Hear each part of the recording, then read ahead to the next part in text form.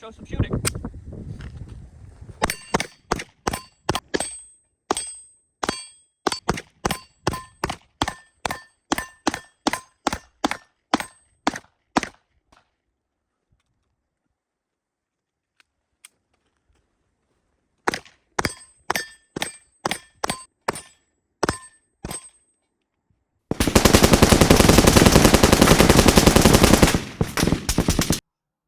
Hi, welcome to Brick Breaker's Firearms YouTube channel. Today we're going to talk about a cool gun I really like. It's called the H&K P30. Before I tell you about that, let me tell you a little bit about myself. I'm a firearms enthusiast. I've been collecting guns for about 10 years now, give or take. I have quite a few guns in my collection, and I'm definitely hoping to grow it some. Before that, though, I have no formal training in this. I'm not an instructor. I have no military or law enforcement background. The most formal training that I have is a hunter safety certificate and a CPL class. Other than that, I'm just here doing it on my own, trying to figure it out as I go.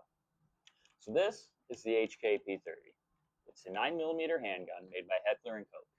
It runs about $700 to $800 new. I bought mine for about $550 used. That's what I got the guy down to at the store. I didn't want to pay what he was asking. I was just going to walk away, but I really liked the look of this gun, mainly because of burn notice. We got a burn notice on you. You're blacklisted. Sights on this gun are night sights, both front and rear. This is what it came with from the factory.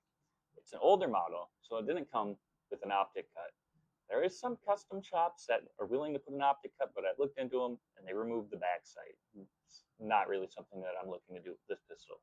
You may be, but I'm not. It's got this magazine release. It differs a little bit from your typical pistol, like a Glock or Beretta or Sig Sauer. Like, for example, this Sig Sauer. It's got the little push button on it. This is what I like. This is fun. I don't know. It's different. It's not necessarily the best. I don't know, but it's fun. I just seem to press it a lot with my pointer finger versus my thumb. But it's very easy to press with your thumb as well. But I just find myself when I'm using this gun at the range to use my pointer finger. It makes it pretty easy. It's different. I'm not saying it's better though. Now, let's talk about the grip. The grip on this gun is really nice. I really like it. It fits my hand very well, like a glove. It just conforms to your hand. So nice. For people that have larger hands, it does have some back straps on it, that you can replace. It's very easy to replace. These things just pop out of place with a little pin in the bottom of the grip here. You just push it out. I believe that came with a tool in the case. If not, just a typical punch will do the job. It does hold 17 rounds in a flush-fitting magazine. You can purchase more magazines. I don't believe there's an extended, but I could be wrong on that. I haven't looked too much into it. Will tell you, though, that the magazines are quite expensive. I think they run about $50 a piece if you buy a genuine H&K magazine. I only have two because that's what the gun came with, and they seem to work quite well. Now, one thing about this gun is the trigger, and we'll show you the trigger.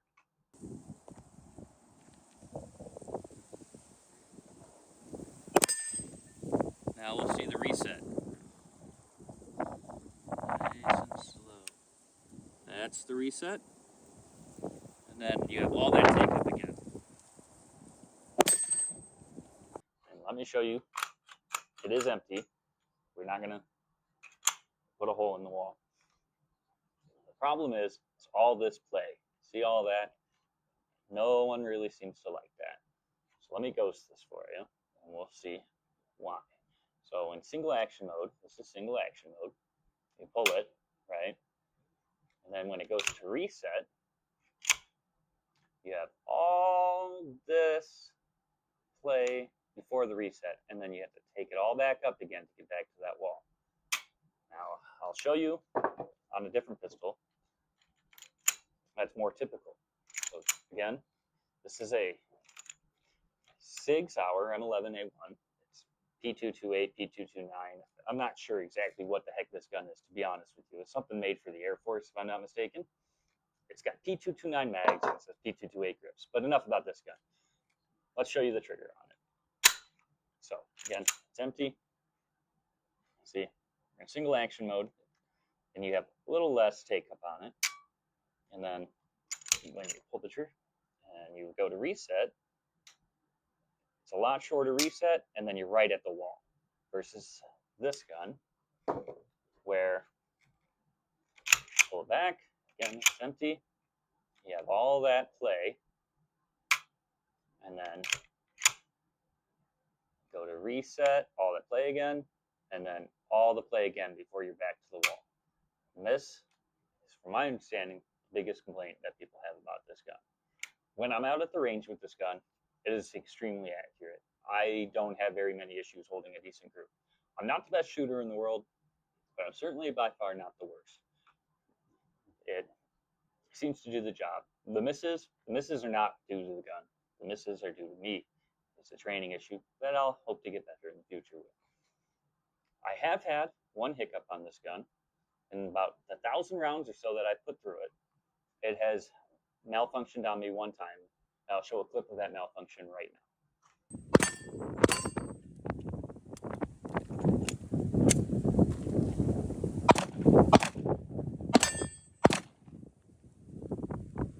We had our first jam. We had probably 300-400 rounds through this gun, and this is the first time it has malfunctioned on me.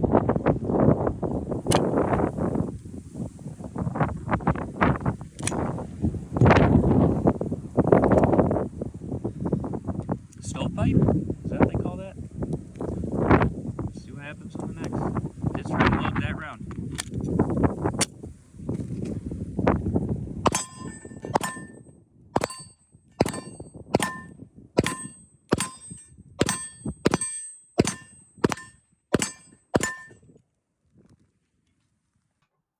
So that malfunction is the only one I've had. And again, I have about 1,000 rounds through this gun, and I bought it used, so I don't know the exact round count on this. I'm not saying it's an irreliable gun. Could have been the ammunition. Could have been the gun was just a little dirty. It did fire fine after that. I put probably about another 50 rounds through that day, and I didn't have another malfunction. One thing about this gun that I've noticed when I'm shooting it, and I go to reload, is that the slide catch, when I go to reload, it's a large slide catch, and I tend to find that I rest my thumb just kind of daintily on it, just a little bit, kind of like so. You can see it in the camera. I kind of just rest my thumb like this. I believe this is more of a training issue. This isn't really a problem with the firearm. It's just something maybe to be mindful of if you decide to buy one of these. When you go to load it and you slap it in hard, your thumb, while you're not pushing down on it, will allow the slide to go forward. Just the shock from the magazine being inserted is just enough to let it go. It doesn't do that when you don't have your thumb on it. I'll show you that again. You notice I don't have my thumb on it right here, and it's okay. I can slap it in just as hard as I want, and it doesn't go in. So it definitely seems to be more of a training issue. The catch, that being said, the catch doesn't really have a problem if my thumb is in that position. Generally, it's not when I'm shooting because it sits lower, but if for some reason it is, still not really a problem. It still seems to catch. So it's not like some other pistols where if you ride it, it says it's not as sensitive as some other guns might be, but something to be mindful of, especially with the size of this slide release. Other than that, this gun seems to be a pretty good gun. I seem to enjoy it a lot. I don't regret purchasing it, especially at my price. Do I recommend that you purchase it? Nah, it's a decision you have to make with your wallet or your wife if you have a wife and you don't want to bring her home any surprises and get yelled at and beaten. I don't know what goes on in your household. It's none of my business. But if you like it and you like the way it looks, you can't really go wrong with it. It's very functional. It's a very nice little gun. Other than that, thank you for watching till the end. If you like this video and you want to see more content like this, help my channel grow, I'd appreciate a like and subscribe. Thank you and have a wonderful day.